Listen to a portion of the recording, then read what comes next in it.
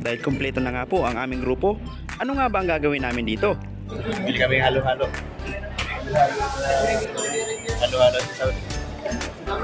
Sa tindahan nga pong ito na may pangalang pasalubong ay kumpleto ng pagkain. Meron silang iba't ibang tinapay at mga kakanin. Kumpleto din. Syempre di mawawala ang ulam at kanin. May fried chicken skin at pansit. Meron ding bilo-bilo at mga dessert. Pila-pila nga lang po kami sa halo-halo. Ngunit ang bayad ay sinagot na ni Boss Kenneth. Sobrang salamat na lang talaga at may kasama kami galante at mabait. Para sa Pilipinas. 5 minutes later, ay ready na nga po ang halo-halo. Sa halagang 15 real, mukhang hindi naman tayo lugi dito. Makatikim din ang halo-halo. Wala po kasing mabibilan ng ganito sa Yanbo. Paborito ko pa naman to. Talagang sabik na ako nito.